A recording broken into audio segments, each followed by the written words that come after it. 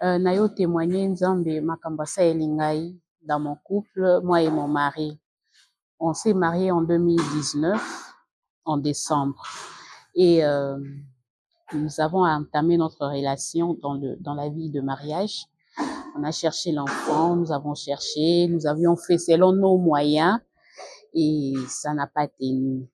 Après une année plus tard, à la deuxième année, ça dérangeait maintenant au niveau de la famille, de la société. Et je suis venue voir le pasteur, il nous a orientés avec de prières.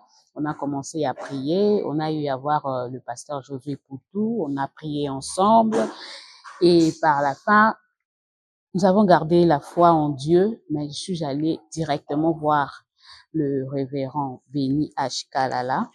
Je lui ai expliqué mon problème avec mon mari.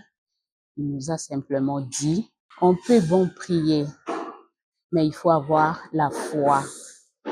Et j'ai gardé la foi. J'ai commencé à croire en Dieu, à faire de tout mon mieux pour que le Seigneur nous visite. On priait nuit et jour. On l'appelait même pendant la nuit, quand j'avais des malaises. Donc, c'était comme si ça venait simplement comme ça. Quand j'avais des malaises, on l'appelait à 1h du matin, des fois 2h du matin. Mon mari me disait même, ce n'est même pas un dérangement. Moi, j'ai dit non. Il est là pour nous. Il était là, il était vraiment dispo. On a prié ensemble. Et lorsque je suis venue, en 2021, au mois de novembre, on a eu aussi on est passé par la médecine, comme nous avait aussi orienté. Nous avons vu le docteur Fatih, nous avions vu le docteur Michel et on a continué à prier ensemble. Nous avions prié, on a suivi ses orientations et au mois de novembre, Dieu nous a visités. On a eu notre premier enfant et c'était pas facile à porter ma première grossesse. J'avais des douleurs et il est arrivé au 6e mois. Le médecin avait dit, vu qu'il y a trop de douleurs, l'enfant est menacé, tout ça. Oh non, il y a un myome à côté. Bon, moi, je croyais pas en tout.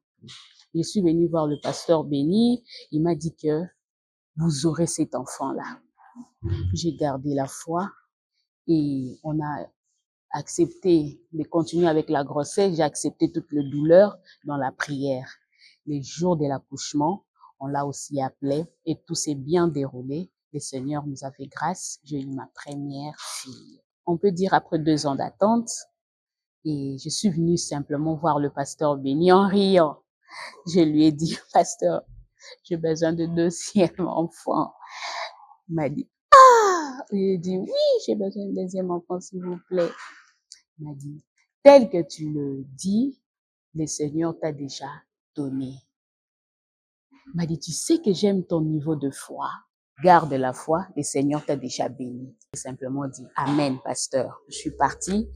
Donc, un point, je devrais bien soulever, il faut faire un besoin à l'église. Et quand on a prêché, il y avait un besoin à l'église pour aménager au niveau de l'entrée de l'église, pour faire les travaux. Et j'ai sémé pour ça. J'ai dit pour mon 2e enfant, qu'il n'ait point de douleur, qu'il n'ait point de complications, que le Seigneur m'accompagne. J'ai payé, je suis partie.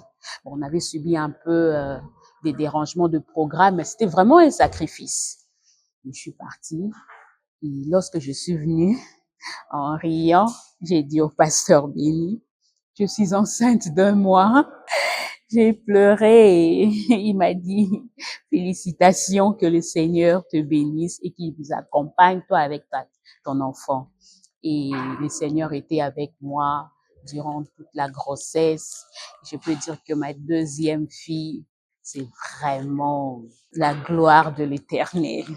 Et mes enfants, les enfants que le Seigneur nous a donnés, ça reflète vraiment le fruit de prière et de sacrifice. Alors, je ne cesserai de louer le Seigneur. Quand je regarde mes enfants, je bénis toujours Dieu. Et je l'ai toujours dit au pasteur Béni, vous êtes un bon pasteur pour moi. Parce que vous m'avez enlevé cette honte. Vous m'avez vraiment fait du bien. Vous m'avez donné des conseils.